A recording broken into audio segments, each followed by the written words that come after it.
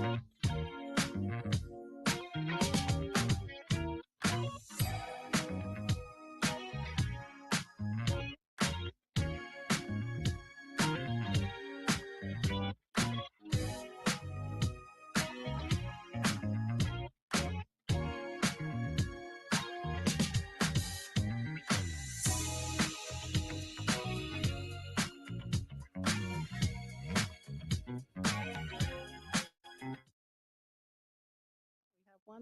person, right on time. So the Citizens Redistricting Commission public hearing meeting is now called to order. And we start off every meeting by doing introductions of our wonderful commission and our amazing staff. So welcome again, and just a little housekeeping. If you have any cell phones, please silence them. Thank you. And I will start to my left today, this afternoon, with Commissioner Mallory. Good evening, Trevor Mallory, representing District 6. Joel Giles, District 4. Dr. Shamika Jones, representing District 5. Melissa Meschel, representing District 3. Taisha Scantling, representing Mayor Ken Welch. Jamie Kidder, District 8. JC Pritchett, District 7. Darla Otey, representing District 2. Kim Vogel, representing District 1. Mike Hernandez, Planning and Development Services. Anthony Chen, Economic Workforce Development. Brian Caper, Economic and Workforce Development. Brett Pettigrew, City Attorney's Office. Kurt Spitzer with Kurt Spitzer and Associates. Thank you so much.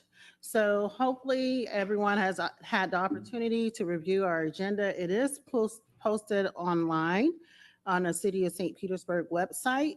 Our first item, and we're going to modify again if that's okay, will be to do an electronic map tutorial, and we'll yield the floor to Mr. Hernandez. All right.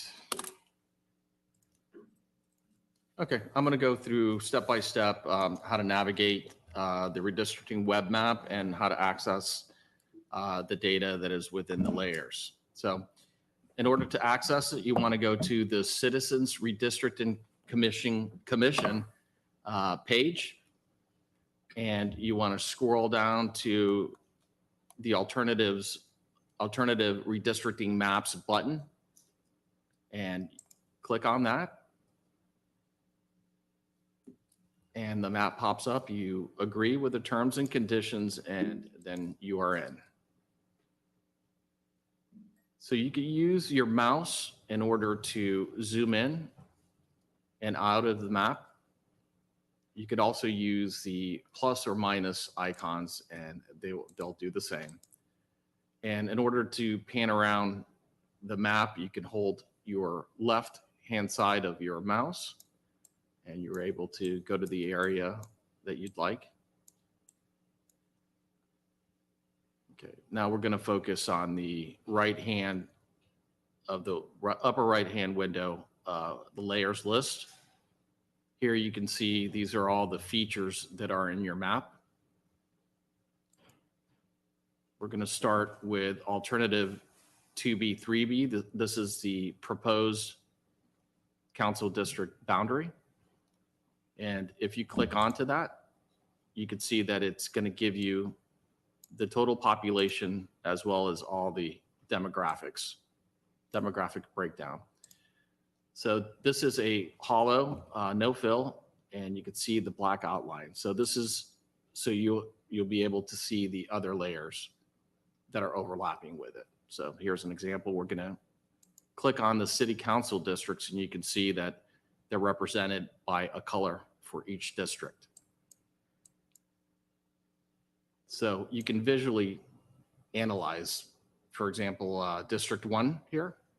You could see that the brown color, which is District 8, is now going to be within, or is proposed to be in, District 1. So you can see it, you can visually see it, or you could also click on that area where there's overlap, and it'll tell you that that area is District 1, is the alternative proposed District 1. And you can click on the arrow and find out that it's currently in Council District 8. Same with any area. You can see here that it's District 5 has two colors. It has the orange for District 5, and it also has a gray for District 7. So you can click on that area. It'll tell you it's District 7. Use the arrow, and it's proposed to be in District 5. And you can see by the outline here. Highlight it. Okay. You could do the same thing with the voter districts. So I'm going to compare or see what's within the proposed districts. So click on the voter precincts and you can see that the population, that it's got total population for that precinct, as well as the breakdown of demographics. Here you can see that there is splitting of the voter precincts. So I'll use my arrow and I can see that 120, voter precinct 120 is being split, and that's in District 8.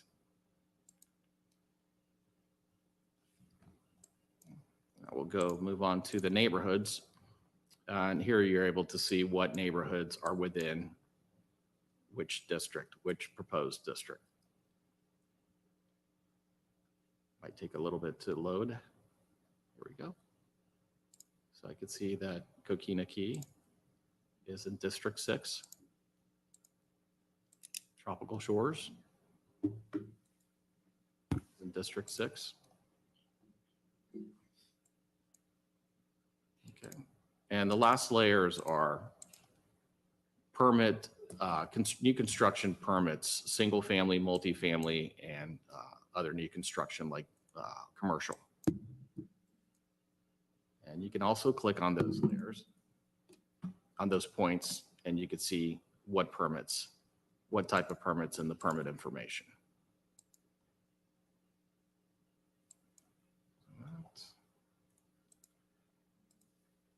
Okay.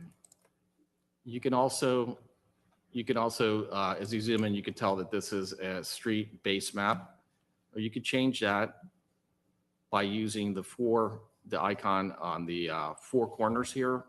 Looks like there's 4 squares. It's on your menu. Click on that. And I'm going to choose imagery hybrid. And here you have, some people prefer an aerial to analyze. And to go back to your layers, you want to press the 3 sheets next to the 4 squares. And you could choose whatever layer you want.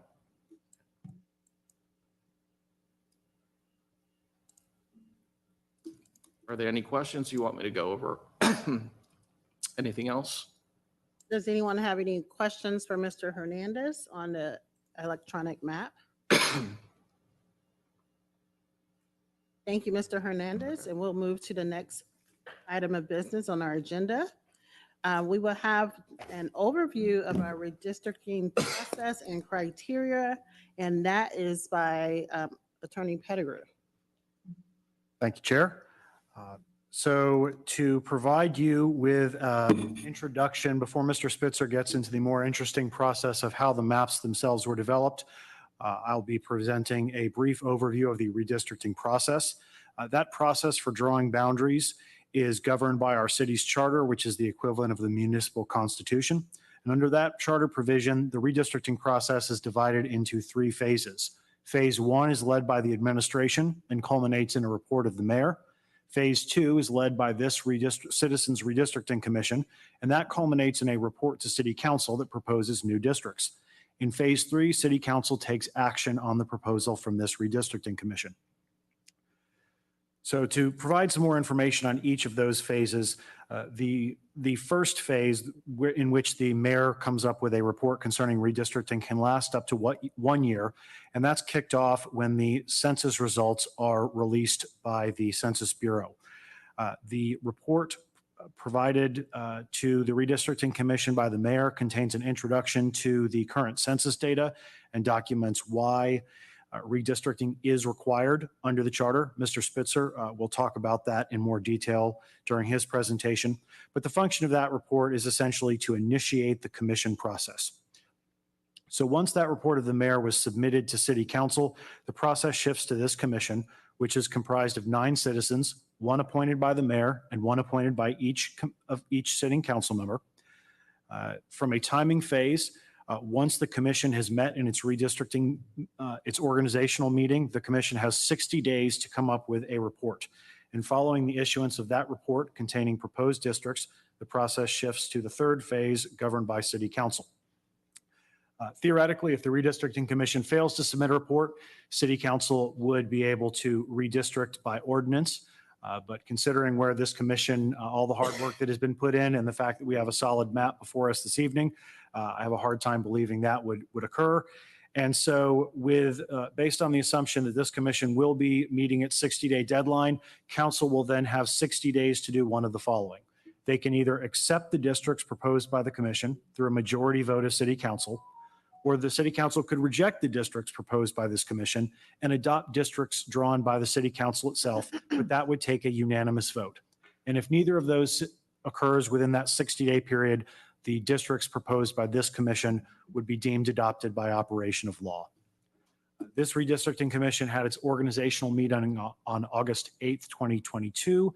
They received training on the legal requirements for redistricting and compliance with Florida laws involving open meetings, also known as the Sunshine Law, Public Records Law, and the Florida Ethics Code. During that meeting, the Redistricting Commission elected a chair and vice chair. They approved operational procedures, and they approved an initial meeting schedule. Following that organizational meeting, there have been 4 regular meetings, each of which was open to the public and broadcast on St. Pete TV. And over the course of that meeting, approximately 16 different maps were proposed and considered, culminating in the map that is presented to you this evening. Today's public hearing represents one of the final steps in the redistricting process, the commission phase in any event. If the Redistricting Commission elects to make significant changes to the map being presented tonight, an additional public hearing would be held on that map. Otherwise, the map being presented today, subject to minor changes for clarification purposes, will be the one proposed by the Redistricting Commission for adoption by City Council. Once the Redistricting Commission's report has been submitted to Council, the Commission's work will be complete and control of the process will return to City Council, as I mentioned earlier. But regardless of what map is adopted, it will be in place for the next municipal election cycle. And with that, I'll be happy to turn the floor over to Mr. Spitzer to go into more detail on how the map drawing process. Thank you. Before we go to Mr. Spitzer, did anyone have any questions based on the information just shared or any comments? Thank you. Mr. Spitzer, the floor is yours to discuss our proposed district map. Yes, Madam Chair, I trust you're seeing my screen. Yes, we do. Great. Glad to be here this evening. I'm going to talk about 3 things generally. One is the redistricting process and common criteria that are used. The process that was used by the Redistricting Commission over the past couple of weeks, and then the recommended redistricting plan that you're holding your hearing on this evening. Redistricting is not reapportionment. Redistricting is the process by which the legislative body of the jurisdiction, the city, county, state legislature, equalizes differences in the population of different districts by making adjustments to district boundaries. Reapportionment is the process by which Congress adds or subtracts congressional seats to different states based on whether or not they gained population or lost population over the past 10 years. We are looking at redistricting. There's direction found in your city charter. Mr. Pettigrew just mentioned the mayor's report, the redistricting commission and the actions that the city council may take. It also furthers the principle of one person, one vote and the right to vote as embodied in the 14th and 15th Amendments to the Constitution and the Voting Rights Act of 1965. There are some general guidelines for the redistricting process. The city charter has some fairly specific guidelines. Those are consistent with the general guidelines that are followed by other jurisdictions and as directed by federal law or the U.S. Constitution. The first and foremost of which is that districts must be substantially equal in population. And we'll talk about all of these criteria in a second. There also are some charter specific criteria about attempting to not split neighborhood boundaries by the boundaries of between two different districts. And in the case of the 2022 exercise, to maintain a range between the largest and the smallest district of not more than 4.75 percentage points. All of these criteria are considered in total, and they are balanced in concert with each other, with population being the dominant criteria. Districts should be as nearly equal in population as is possible or practicable. Population means as determined in this case by the Bureau of the Census during the 2020 census count, which was April 1st of 2020. It does not mean registered voters. It's the number of people who said, I live within the city of St. Petersburg as of April 1st, 2020. Absolute population equality is impossible in most cases. And so what we try to do is to minimize the deviation from the mean or average or the ideal population size. You may, in the exercise, underpopulate fast-growing areas within that 4.75 spread. And as the Redistricting Commission knows, this was discussed and attempted during this process, but other criteria sort of overtook the concept of underpopulating fast-growing areas. For most jurisdictions, the range maximum is around 10 points, and that actually can be exceeded under certain circumstances. But because of the charter criteria within the city of St. Petersburg, the range is 4.75 points, which is very low, a very tight spread between the smallest and largest district. And the way that would work, as an example, is if the largest district was 3.75 points over the ideal or average, then the smallest district could not be more than 1 percentage point under. So there would be a spread of 4.75 points. In the case of St. Petersburg, using the 2020 data, we see that we have a spread of almost 19 points. And so there are significant changes that must be made to equalize or come closer to equalizing the population differences between the different districts. So the second criteria that we try to follow is to avoid plans that dilute minority voting strength. The two most common ways that occurs is packing or cracking. Packing is when you locate most of the racial or language minority population into one district.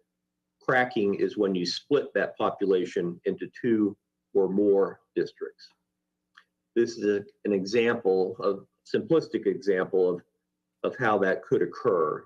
In this case, with this particular plan, we have two districts that are minority majority districts, or at least very, very close to a minority majority district.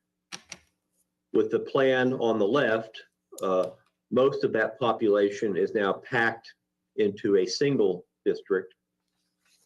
And on the plan on the right, most of that population, all of that population is split amongst 4 districts. And so you avoid plans that pack or crack the minority population.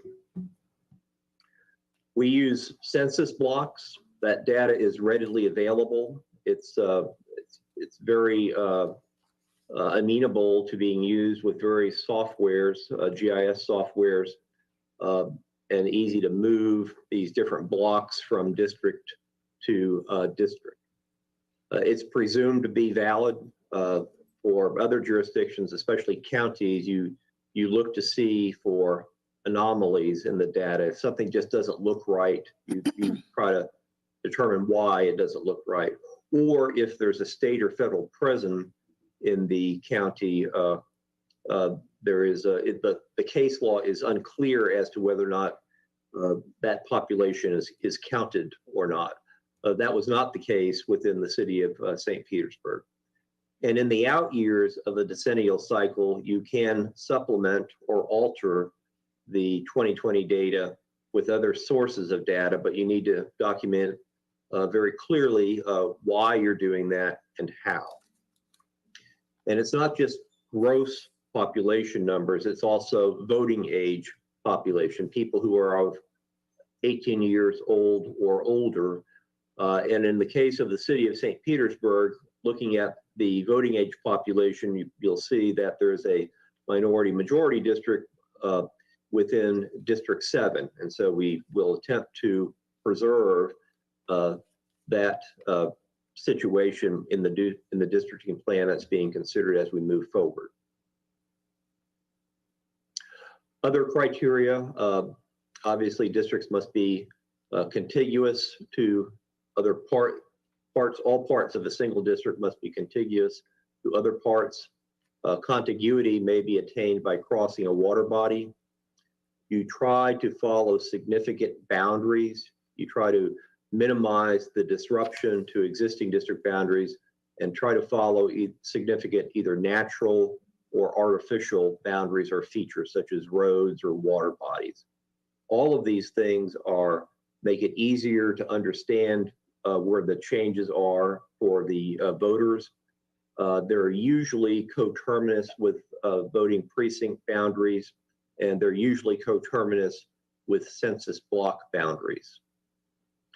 We try to have district boundaries that are relatively compact, and we avoid districts that have what are called bizarre or serpentine shapes without a valid underlying purpose.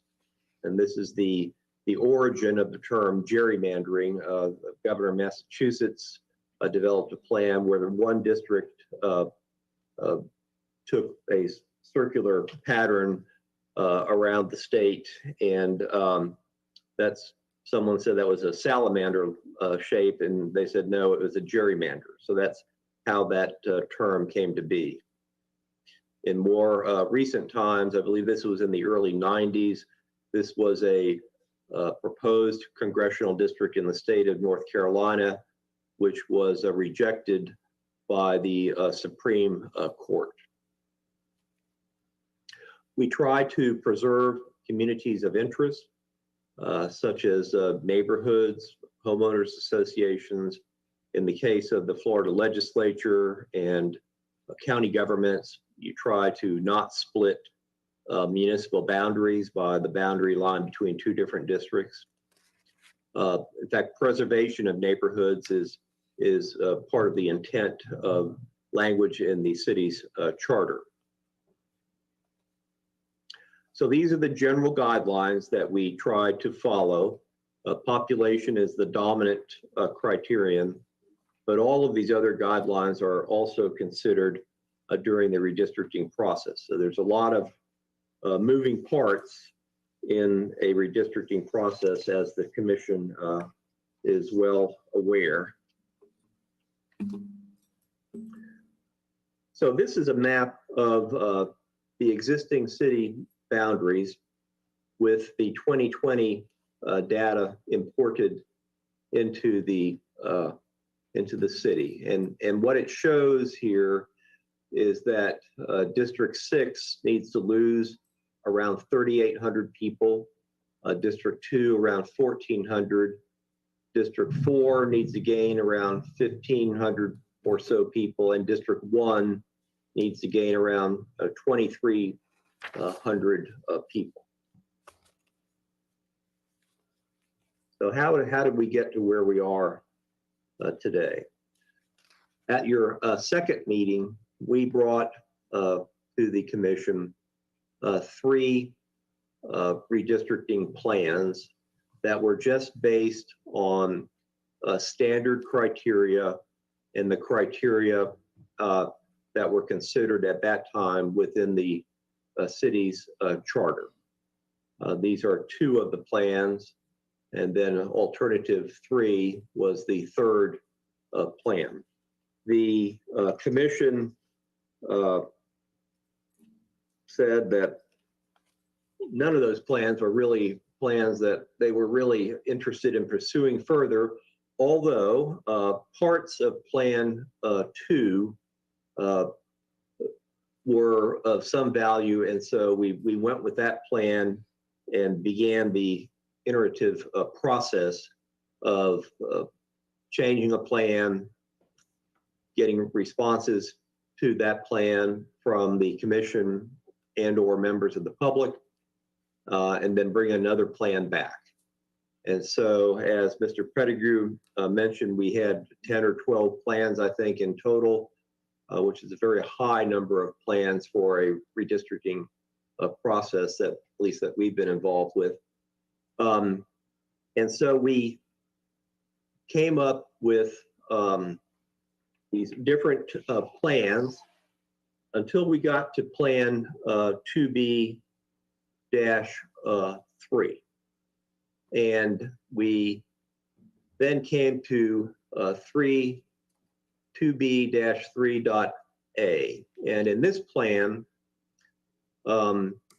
this boundary line along 58th Street was a new boundary line. The southern boundaries of District 8 were straightened out, and other features of this plan were consistent with previous plans that had been adopted or reviewed, I should say, by the commission. However, this plan still split, as I recall, about 5 or 6 neighborhoods. And so we attempt to draw plans that do not split neighborhood boundaries here. The Lake McGorry area was split. Pasadena was split here.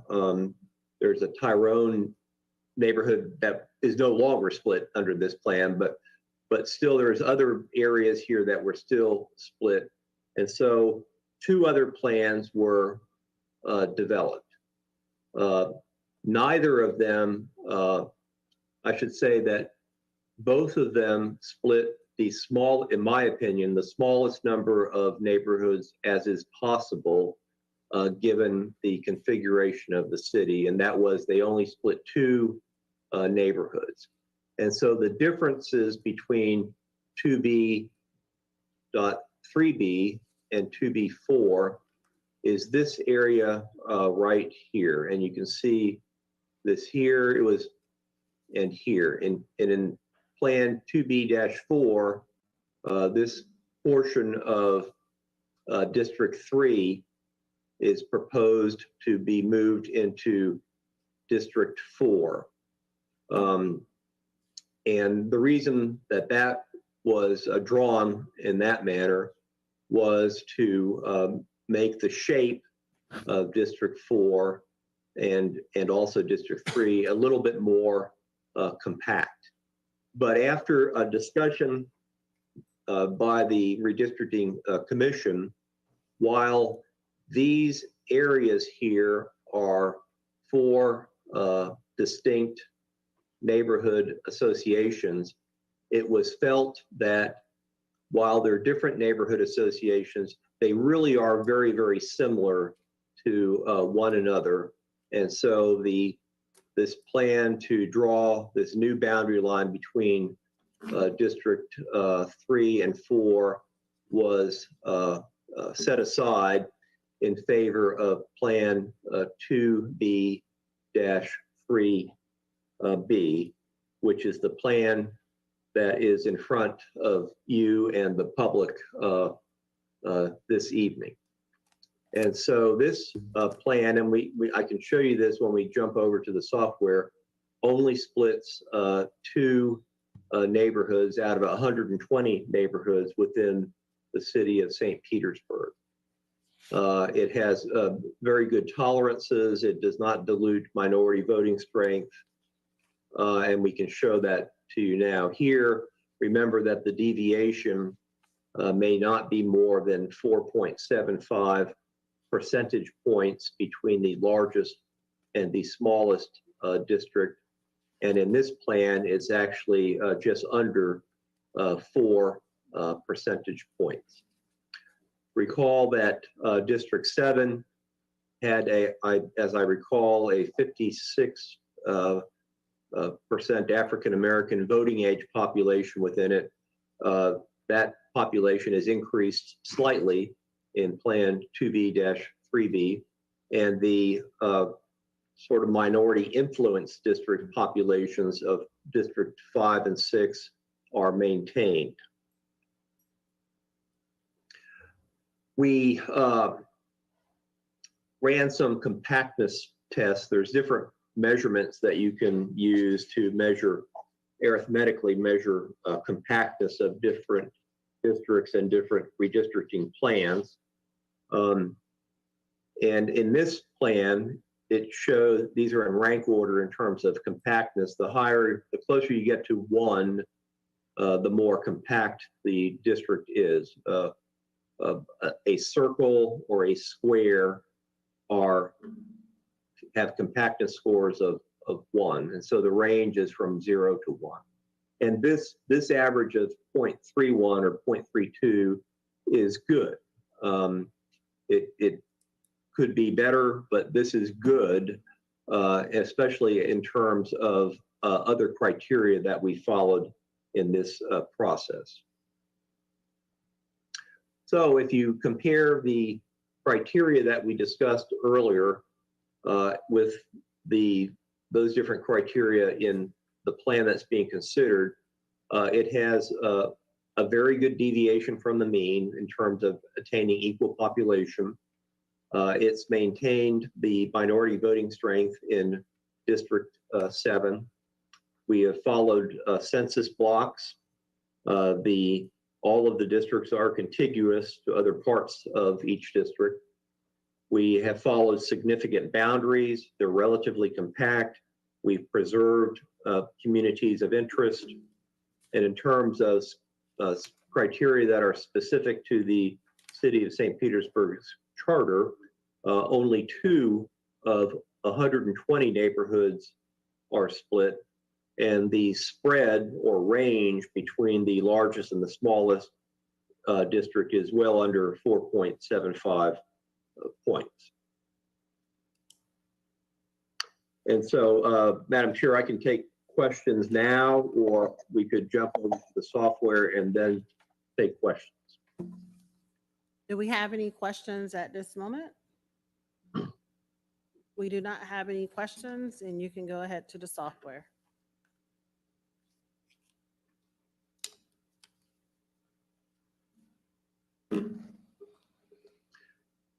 So this was touched on earlier this evening. These are the existing districts within the city of St. Petersburg, the shaded areas. These are all census blocks. These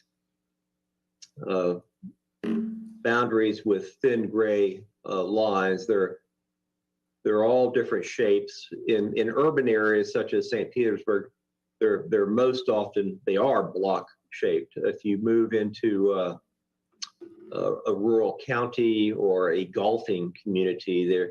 They can be any kind of a shape, and it seems like sometimes anything other than a block shape. But these are the census blocks. And then this layer here is the different neighborhoods within the city. And so what we try to do, here are the new proposed boundary lines. So here you can see where the boundary between 8 and 7 is along 5th Avenue, and then I believe Central Avenue. This is 58th Street up here. And so we have followed neighborhood boundaries to the extent that we can. And so there was a question in this morning's hearing in terms of what neighborhoods have been split by or will be split if this plan is adopted. And I can show that to you now if my software will cooperate with me.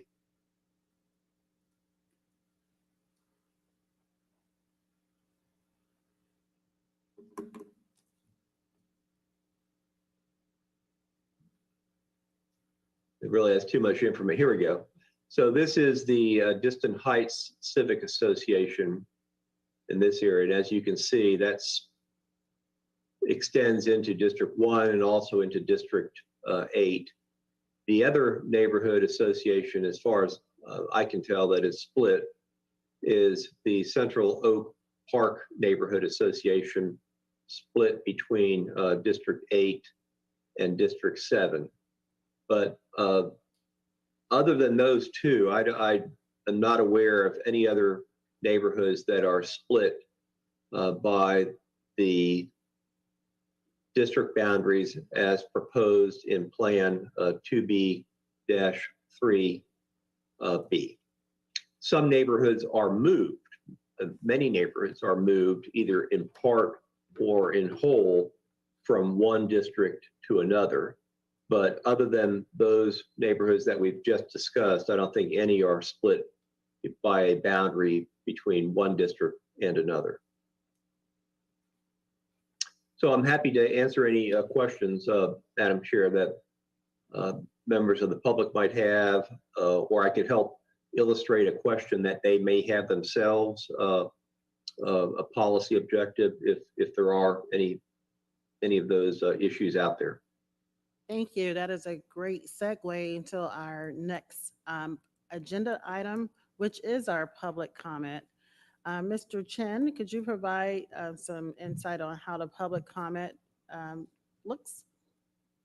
Yes, Madam Chair, I have one public comment, and actually, let me start out with a little introduction. Our public comments is for both in the Zoom meeting and here face-to-face. The public comments are 3 minutes. It'll be time for 3 minutes to speak. And when you come up to the podium, please give your name, your address, and your vested interest. I have one comment currently. Thank you so much. Thank you again, Mr. Spitzer, for your Yes, ma'am. guidance during this process. And thank you for going through those maps with our guest today. So our first public comment will be from Mr. Corey Gibbons.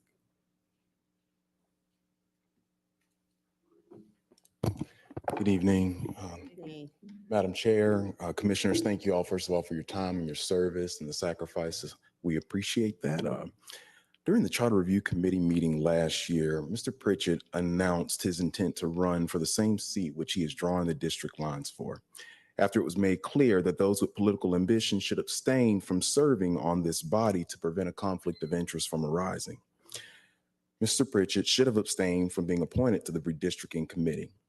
Could we not find another qualified individual who is willing to serve on this body? Or was this just about political favors? Either way, it's evident that there is a clear conflict of interest. Political ambitions have gotten in the way of the integrity of this body. He is drawing the lines for the district that he intends to run in. he is selecting his voters. We saw the same issue arise 10 years ago. Did we not learn anything from that? We need to start this process over because time is of the essence. I have concerns about the process by which this body was appointed. Why is there not an open application process to prevent something like this from happening?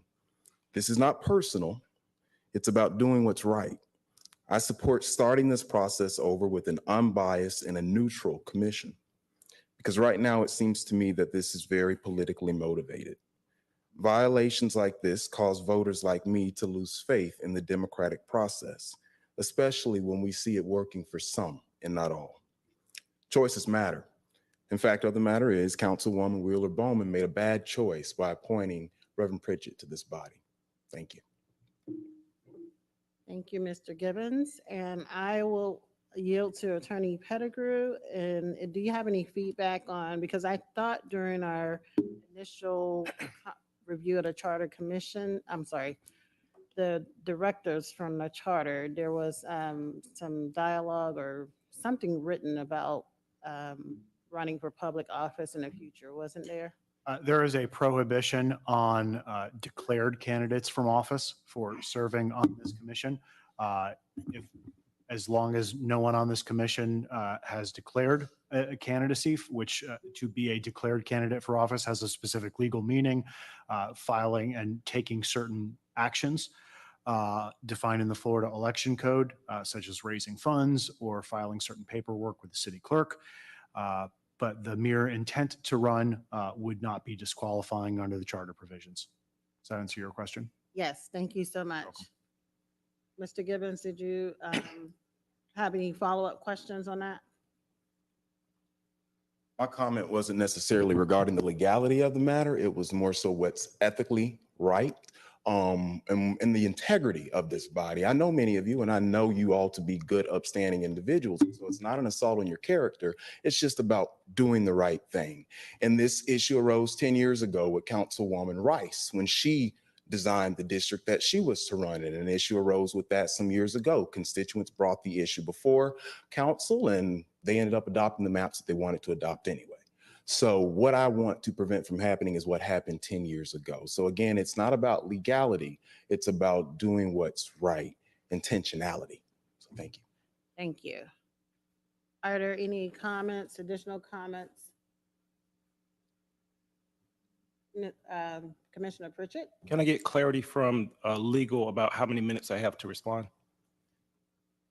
It's generally public hearings. There's not a back and forth between members of the body and the public, but certainly this body did not ever adopt any hard time limits for response. So at this point, once given the floor, you would have it. Thank you, Chair. Chair and Commissioners, I'll take a few minutes to respond. One of the honors of being a resident of St. Petersburg was serving on Charter Review Commission and on Redistricting Commission this year. And so I'm honored. As Brett, anyone knows, last year at the close of Charter Review, it was lightheartedly said that we would not be making decisions that will prevent us from running in the future. That being said, I think it's important to address to the fellow commissioners, staff, public, my family, and this community that Mr. Gibbons is a very small man. He's lost several elections, which I'm sure are a disappointment to him. The fact is, I have no interest in running for public office. I never have. My family has a long history of public service. My wife would not allow me to run for public office. I'm a big boy. I've seen the highs and the lows of campaigns, of politics, and of public service. It comes with the territory. So in the least bit moved am I, but what I won't do is allow my family, this commission, or my community to be assaulted by small people with small agendas and small minds who think that this sacred space and this sacred time of deliberating and conversations is for personal attacks. Thank you, Chair. I yield. Commissioner Meshel. Just for future reference for the for the rest of this meeting and for follow-up meetings. Could, Mr. Pettigrew, would you mind just providing the rules for public comment for guests that would like to speak in public comment, for fellow commissioners on, generally, I think that we're not supposed to mention any individuals specifically, and just kind of the housekeeping rules around a good, as mentioned, a sacred space. The rules of the forum would be for members to speak on the map that is before council tonight, before the commission tonight. To go beyond that is arguably not germane in the interest of the most, our office advises most bodies that when in doubt, provide people with the opportunity to speak. It is always better to provide more opportunity to speak than less. But everyone gets 3 minutes to speak. When they've said their piece, that is the end of their opportunity to speak before the public hearing. I think what you're referring to is more the rules of procedure that govern your interaction with each other in terms of debate. Those certainly would speak to addressing things on the merit and not questioning the motives of other members on the commission. But those same rules of order do not automatically flow to members of the public speaking. Does that answer your question? Yes, thank you for the clarity. You're welcome. Thank you so much. With that being said, is there any other comment relative to the map that has been presented today? We are only taking comments. No, there is no more comments. Thank you so much. We will move to our next item of business, which is new business. Is there any new business to discuss at this time? Any updates, Mr. Caper? No, Madam Chair. Any from any commissioners? All right. If there is no further comment, I would like to thank everyone who came out today for participating in our public hearing. You are definitely welcome to attend any of our meetings that we have. Our meetings are public. Our next meeting is Monday, September 19th at 5 p.m. right here. And we also are televised, and we also have virtual access as well. So if you would like to continue to follow us, please do so. Mr. Spitzer, thank you again for your hard work in generating the maps as directed by our commission, and we appreciate our amazing staff for their assistance as well. If there is no further new business, then this meeting is adjourned.